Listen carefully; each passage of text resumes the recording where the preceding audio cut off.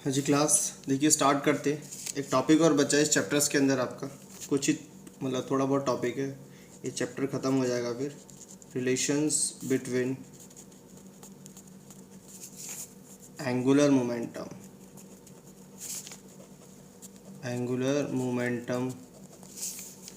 And moment of inertia.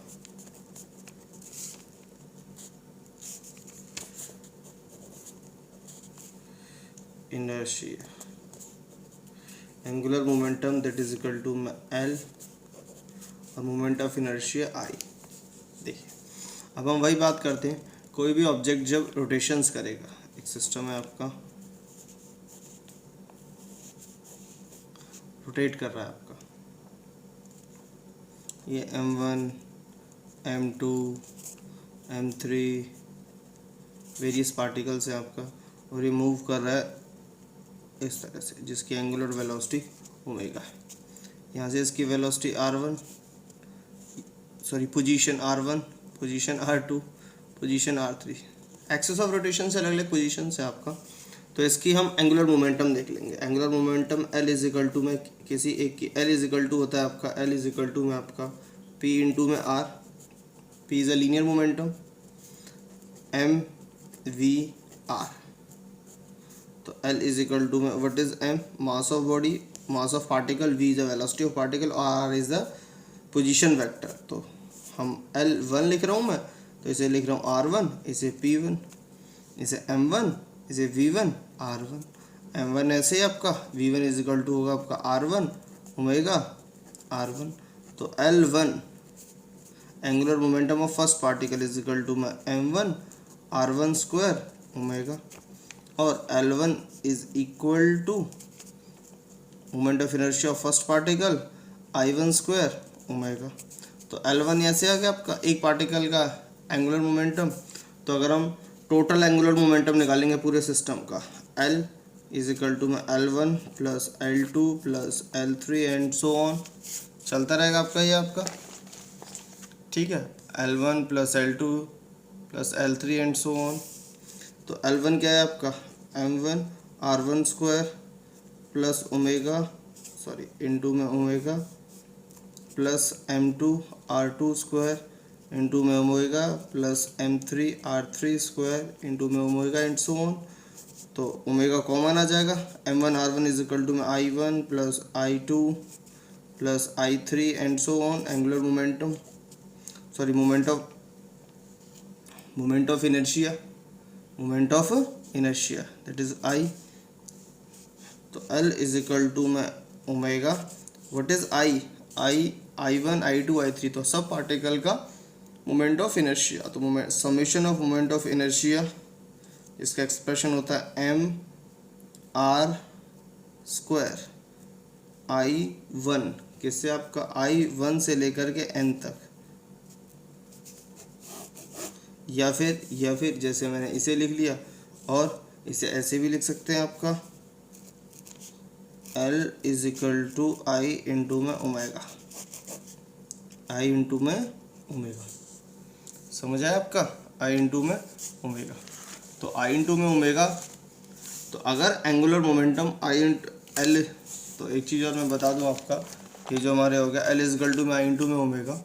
देखिए अब we know, ये तो हम जानते ही हैं। देखिए क्या जानते हैं हम, पीछे पढ़ा था हमने,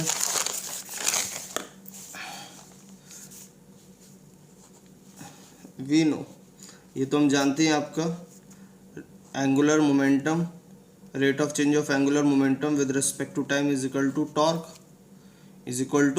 टॉर्क, ये जानते हैं we know. Rate of change of angular momentum with respect to rate of change of angular momentum is equal to torque. अगर torque is equal to zero हो गया, टॉर्क एक्सटर्नल मतलब torque is equal to zero हो गया, तो DL by DT is equal to zero, that is equal to में angular momentum is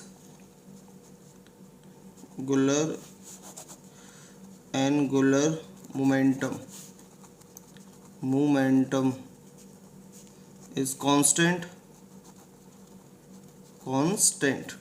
कह सकते हैं, या फिर हम इसे कह सकते हैं कंजर्व DL बाई DT। तो DL बाई DT अगर हम बात करें तो dl by D T is equal to में कॉन्स्टेंट और dl by D T is equal to में आपका I इंटू में omega is equal to constant. तो इन दोनों का जो प्रोडक्ट है वो हमेशा क्या होगा, आपका कांस्टेंट होगा। अगर एक्सटर्नल फोर्स क्या हो जाता है, ज़ीरो, तब ये कांस्टेंट हो जाएगा। तो दैट मीन्स अगर एक्सटर्नल फोर्स ज़ीरो हो जाता है तो moment of inertia of the particle और उसका आपका एंगुलर वेलोसिटी, इन दोनों का जो प्रोडक्ट है वो हमेशा क्या हो जाएगा, कांस्टेंट हो जाएगा। इसका मतलब अगर आप समझना, ये देखिए, इसका मतलब I1 omega 1 is equal to में I2 ओमेगा 2। मतलब ये एक्सप्रेशन बताने की क्या कोशिश कर रहा है, ये तो कांस्टेंट समझ गए आप, ये बताने की क्या कोशिश कर रहा है। देखिए, इसे समझने के लिए सबसे अच्छा एक तरीका है, एक मैं बात करूँ आपका, ये देखिए I1 moment of inertia into में omega angular velocity is equal to constant. देखो, अगर मैंने मान लिया इन दोनों का प्रोडक्ट I और ओमेगा, इन दोनों का प्रोडक्ट I मैंने मान लिया आपका 20 और ओमेगा मान लिया आपका 5, इन दोनों को मल्टीप्लाई करके क्या लिख रहा हूँ मैं, 100, ठीक है। और अगर I कम हो जाता है 20 से, ये मैंने मान लिया ये 10 हो गया, तो एक वैल्यू जो भी थी I 20, वो 20 से कितनी हो गई, 10, तो दूसरी वैल्यू को क्या होना पड़ेगा, बढ़ना पड़ेगा, m बढ़ना पड़ेगा आपका, तो इसे कितना होना पड़ेगा, 10, तभी तो 100 रहेगा, तभी तो वैल्यू कांस्टेंट रहेगी। या फिर एक वैल्यू 10, पहले 20 थी, 20 से 10 हुई, 10 से 5 हो गई, तो अब एक वैल्यू 5 थी, 5 से 10 हुई, 10 से 20 हुई, दैट इज इक्वल टू 100। प्रोडक्ट इनका हमेशा क्या रहेगा, कांस्टेंट रहेगा। मतलब 20 मल्टीप्लाई 5 लिखें, 5 लिखें, या 10 मल्टीप्लाई 10 लिखें, आंसर सेम रहेगा। तो इसमें मैंने यही बोला है आपका I1 omega 1 is equal to में I2 ओमेगा 2। तो एंगुलर, अगर एक्सटर्नल फोर्स सिस्टम के ऊपर जीरो लगता है तो उसका एंगुलर मोमेंटम कांस्टेंट रहेगा, और एंगुलर मोमेंटम कांस्टेंट रहेगा तो I1 omega 1 is equal to I2 omega 2। इसके बहुत सारे एग्जांपल है, देखो प्रैक्टिकल लाइफ में हम बहुत सारे एग्जांपल देखते हैं। कभी आपने किसी, एक मिनट रुकिए, एक बुक निकालता हूँ, मैं आपको दिखाता हूँ। बुक में भी हैं काफ़ी सारी चीज़ें एंगुलर मोमेंटम के एग्जांपल्स। एक मिनट,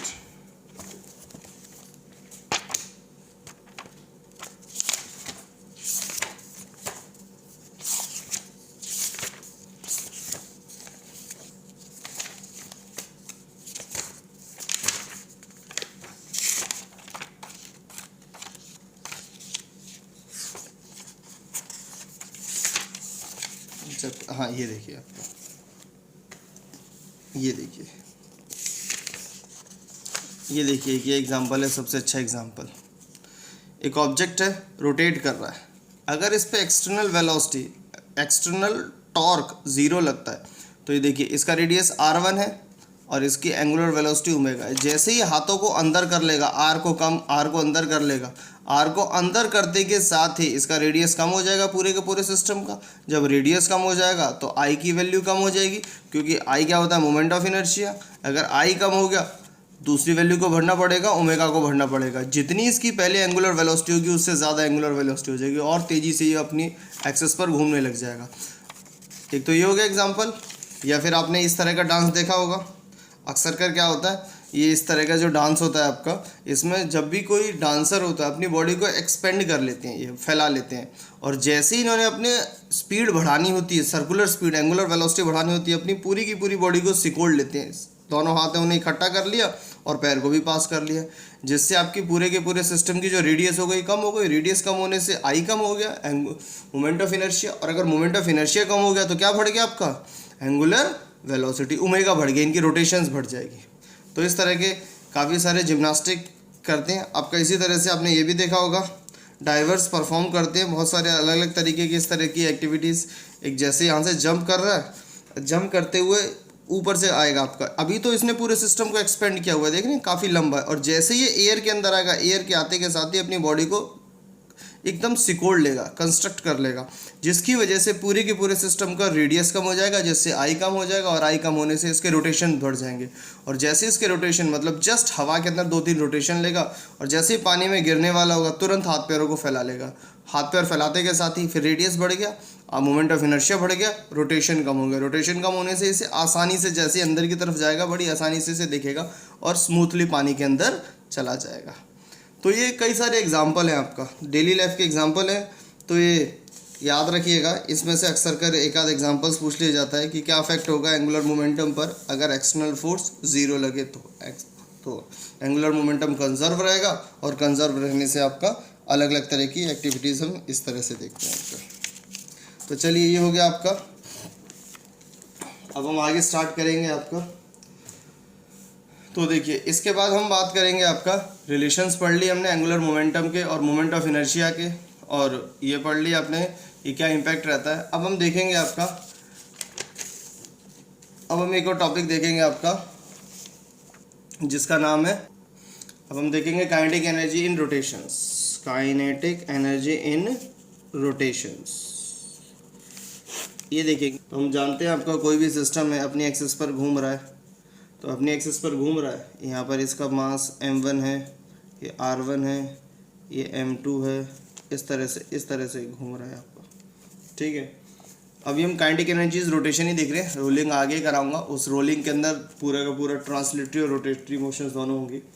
देखिए अब इसे हम देख लेते हैं आपका, सर पार्टिकल्स अपने सिस्टम पूरे अपने एक्सिस पर घूम रहा है, m1 r1 m2 r2 m3 r3 इस तरह से होगा आपका।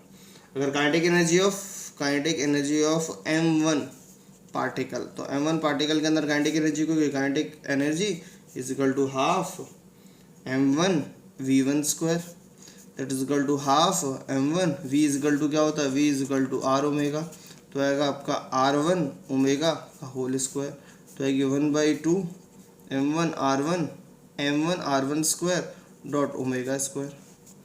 तो अगर हम बात करेंगे m1 r1, हमें पता I इज इक्वल टू में आपका M R square moment of inertia होता है आपका, तो 1/2 I1 omega square of kinetic energy of m1 particle निकाला हमने। अब काइनेटिक एनर्जी ऑफ सिस्टम निकाल लेंगे, तो kinetic energy of system is equal to हो जाएगा kinetic energy of first particle plus kinetic energy of second particle and so on. तो kinetic energy of first particle क्या है, 1/2 I1 omega square plus 1/2 I2 omega square plus 1/2 I3 omega square so on. क्या common है आपका, 1/2 omega square common है आपका, I1 plus I2 plus I3 and so on, ये हो जाएगा आपका। तो 1/2 that is equal to omega square, इस पूरे का क्या हो जाएगा, समेशन m I r स्क्वायर I इज इक्वल टू में 1 से लेकर I is equal to n तक kinetic energy of rotational motions. और ऐसे भी लिख सकते हैं आपका कि kinetic energy is equal to half I omega square. I पूरे सिस्टम की हम मोमेंट ऑफ इनर्शिया लिख लिया आपका, ठीक है ना, ये हो गया आपका। अब इसके बाद हम पढ़ेंगे रोटेशन मोशन। कौन सी मोशन है आपकी, रोटेशन कह रहा हूँ मैं आपका, रोलिंग। बड़ा इंपॉर्टेंट कॉन्सेप्ट है आपका रोलिंग मोशंस का आपका। इसी के साथ आपका चैप्टर्स भी खत्म हो जाएगा, रोलिंग मोशंस। अब रोलिंग मोशंस होती क्या है, पहले हम बात करेंगे रोलिंग होती क्या है। रोलिंग का मतलब combinations of pure rotations and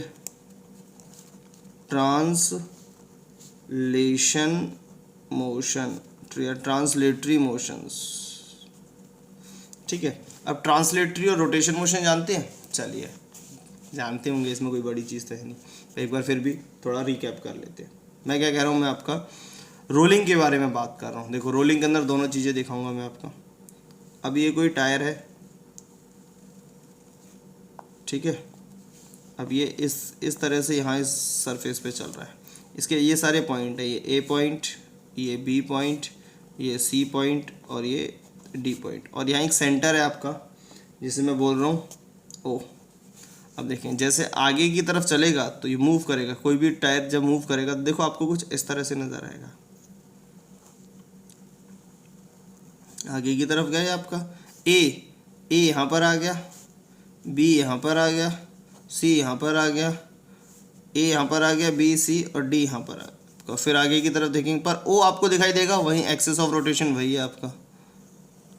फिर देखेंगे, फिर आप देखेंगे इसके अंदर आपका ये देखिए ए जो यहाँ पर आया था अब नीचे आ गया, बी यहाँ पर आ गया, सी यहाँ पर आ गया और डी यहाँ पर आ गया, इस तरह से।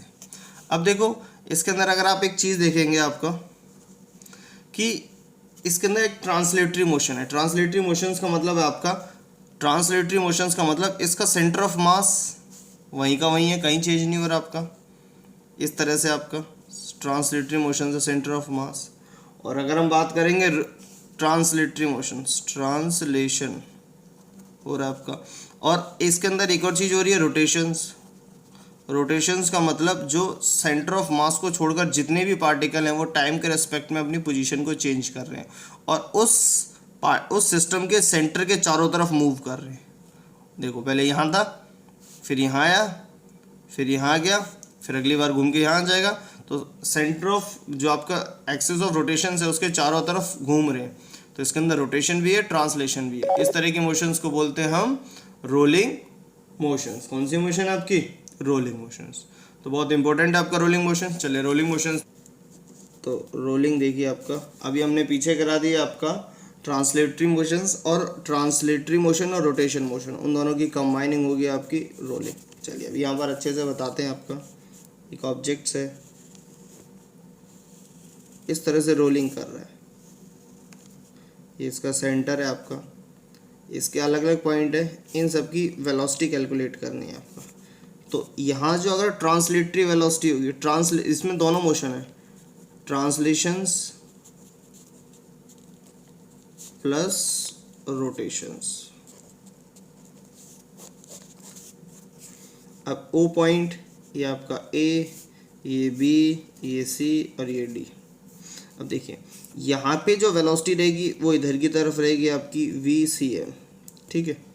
अब ट्रांसलेटरी मोशन की वजह से, ट्रांसलेटरी मोशंस की वजह से वेलोसिटी यहाँ की तरफ रहेगी आपकी वी सी एम, वी सी एम, वी सी एम और वी सी एम, ठीक है। और रोलिंग वेलोसिटी की, रोलिंग हमेशा कहाँ से होती है आपकी? जब भी कोई भी चीज़ रोल करेगा तो उसकी जो वेलोसिटी होती है, जिस पॉइंट से देखें उस पॉइंट का टेंजेंट, तो इस पॉइंट का टेंजेंट ये है आपका, इसे बोल रहा हूँ V R, velocity by rolling. अब इन दोनों का जो नेट इफेक्ट होगा वो इधर की तरफ होगा। अब वी सी एम और ये इधर की तरफ, वेलोसिटी बाई रोलिंग। अब ट्रांसलेटरी मोशंस की वजह से और रोलिंग की वजह से वेलोसिटी, अगर ये वी आर वी सी एम सेम हो जाते हैं तो इस पॉइंट पर जो वेलोसिटी होगी, velocity at B is equal to zero. क्या हो जाएगी वो आपकी? ज़ीरो। अगर ये दोनों क्या हो जाते हैं? इक्वल हो जाते हैं। अगर ये वेलोसिटी सेम हो जाती है तो तभी हम बोलेंगे प्योर रोलिंग विदाउट फ्रिक्शंस। और उस केस में आपका velocity at B point become zero. क्या हो जाएगा आपका? ज़ीरो। समझ आया? ये प्योर रोलिंग होती है और इस पॉइंट पर मिनिमम वेलोसिटी होती है, फिर ज़ीरो वेलोसिटी होती है। अब सी पर देखेंगे तो देखिए यहाँ पर जो वेलोसिटी है वी सी है, अब इसकी वजह से जो वेलोसिटी है वो है वी, जो नेट इफेक्ट होगा वो इधर की तरफ आएगा, वी नेट ए पॉइंट पर, वी नेट ए पॉइंट पर। अब यहाँ पर आपका आएगा V net at C point पर। कौन से पॉइंट पर? सी पॉइंट पर। और यहाँ पर वी सी एम तो है ही है और एक दूसरी वेलोसिटी आपका वी आर, तो v net at d is equal to आपका v C M plus v r. तो इस पॉइंट पर मैक्सिमम वेलोसिटी रहेगी, डायरेक्शन ये रहेगी, इस पॉइंट पर मिनिमम वेलोसिटी रहेगी या ज़ीरो वेलोसिटी रहेगी, इस पॉइंट पर वेलोसिटी की डायरेक्शन ये होगी, इस पर ये होगी आपका। और ऑब्जेक्ट क्या करेगा आपका? रोलिंग करेगा। क्या करेगा आपका? रोलिंग। तो ये चीज़ें बड़े ध्यान में रखने वाली बात है कि रोलिंग के अंदर दोनों चीज़ें होती है, ट्रांसलेशन और रोटेशन मोशन। इसी से बड़े टिपिकल क्वेश्चंस आते हैं, मतलब मज़ेदार क्वेश्चन, दमदार क्वेश्चंस करने वाले। अगर आप कॉम्पिटिटिव एग्जाम्स में बैठेंगे तो इससे रिलेटेड बड़े अच्छे क्वेश्चंस आते हैं। तो चलिए अब यहीं पर स्टार्ट करते हैं आपका। इसके बाद हो गई रोलिंग। रोलिंग की बात करेंगे हम काइनेटिक एनर्जी की। किसकी बात करेंगे? Kinetic energy in rolling. Kinetic energy in rolling. अब काइनेटिक एनर्जी, तो काइनेटिक एनर्जी टोटल किसके ऊपर डिपेंड है? Kinetic energy translatory plus kinetic energy rotation. Kinetic energy total, kinetic translatory और रोटेशंस। ट्रांसलेटरी क्या है आपका 1/2 m v स्क्वायर और v centre of mass, plus kinetic energy क्या है आपका 1/2, एक मिनट दिख रहा है आपको? नहीं, चलिए 1/2 I ओमेगा स्क्वायर। अब हम बात करेंगे के टी टोटल, तो इसमें हम 1/2 कॉमन ले लिया आपका, m ऐसे ही रहने दिया आपका, v इजिकल टू v क्या होता है आपका? v इजिकल टू आपका r ओमेगा, या फिर हम ऐसा भी r ओमेगा, या फिर हम ऐसा भी लिख सकते हैं आपका v स्क्वायर सी एम, इसे ऐसे ही लिखा रहने दे, यहाँ पर चेंज कर लेंगे i इजिकल टू में होता है m r square omega square, है ना? हाफ एम आर स्क्वायर होता है ओमेगा स्क्वायर, इसकी तरह हो गया आपका। अब ओमेगा, अब यहाँ पर अगर हम बात करेंगे आई एम आर स्क्वायर लूँ, आई इजिकल टू होता है आपका, आई इजिकल टू होता है एम आर स्क्वायर, या आर स्क्वायर लूँ या के लूँ आपका, तो यहाँ लिखूँगा मैं आपका, यहाँ मैं लिखूँगा आपका के समझते हैं रेडियस ऑफ गायरेशंस, तो m इजिकल टू में के स्क्वायर, याद रखना क्योंकि पूरा सिस्टम है पूरा, तो r की जगह क्या लिख रहा हूँ मैं यहाँ पर? k। ठीक है, अब दोनों में क्या कॉमन आ गया आपका? m कॉमन आ गया, यहाँ भी m यहाँ भी m, तो लिखूँगा t is equal to 1/2 m v square C M plus के स्क्वायर ओमेगा स्क्वायर। ठीक है, समझ आया आपका?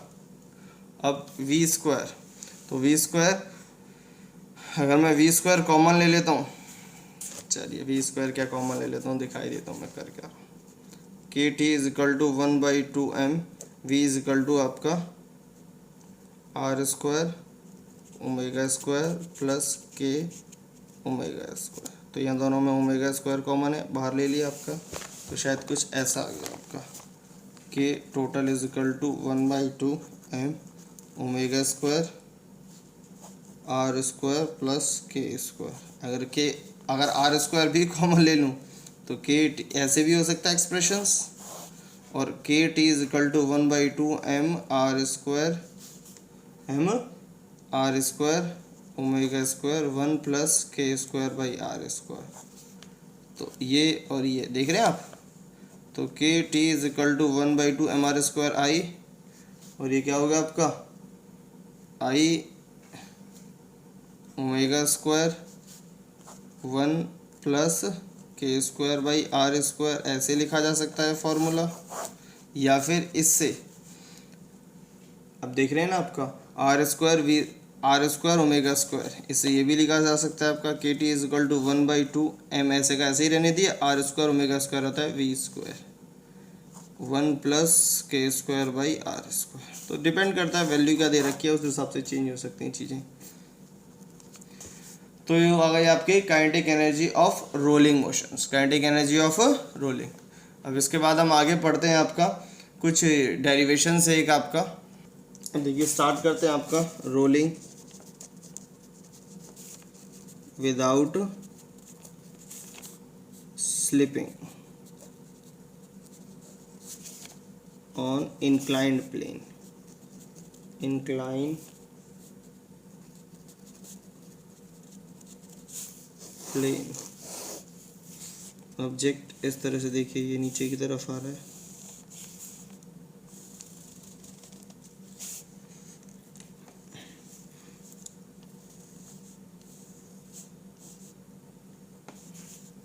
रोल करता हुआ, ये कांटेक्ट है आपका, ये एन नॉर्मल या रिएक्शन फोर्स, इसकी रेडियस है आपका आर। अब यहाँ नीचे की तरफ लग रहा है आपका एम जी, और ये इसके बीच में एंगल है theta, M G cos theta, इधर की तरफ आ रहा है आपका एम जी साइन थीटा, ये एंगल थीटा लग रहा है, और इसके जस्ट अपोजिट एफ के काइनेटिक फ्रिक्शंस। कौन सा फ्रिक्शंस आपका? Kinetic frictions. तो हम जितनी भी फोर्सेस हैं उन्हें बैलेंस करेंगे आपका।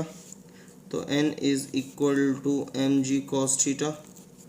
पहले एक ये हो गई आपकी, दूसरी हो गई आपकी एक एम जी।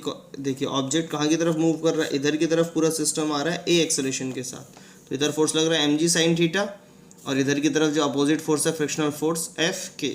तो अगर हम बात करेंगे तो यहाँ पर आएगा M A is equal to, m is a mass of body, mass of this spherical shapes, m A is equal to में एम जी sine theta minus f k, frictional force f के, काइनेटिक फ्रिक्शंस। ठीक है ना, ये आ गया। अब ये हो गई बैलेंसिंग फोर्स हो गई। ऑब्जेक्ट क्या कर रहा है आपका? रोल कर रहा है, रोल घूम रहा है आपका। तो रोलिंग के लिए कौन रिस्पॉन्सिबल होता है?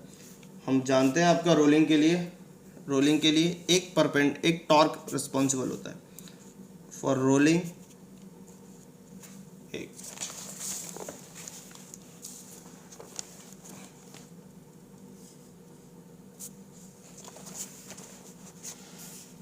For rolling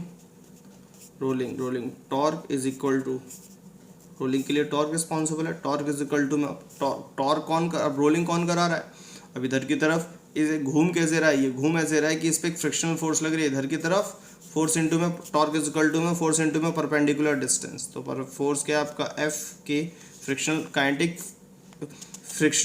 kinetic frictions into में आपका radius of sphere. Torque is equal to this, और टॉर्क का रिलेशन आई के साथ पढ़ा था हमने, आई इंटू में आपका alpha angular acceleration is equal to में एफ के आर। हम जानते हैं टॉर्क इज इक्वल टू में आई अल्फा भी होता है आपका मोमेंट ऑफ इनर्शिया इंटू में एंगुलर एक्सेलरेशंस। तो देखिए अब अगर हम बात करेंगे यहाँ पर आपका अल्फा की, तो अल्फा इज इक्वल टू ये भी होता है अल्फा इज इक्वल टू में a by r. Alpha is angular accelerations और a is a linear acceleration, a by r.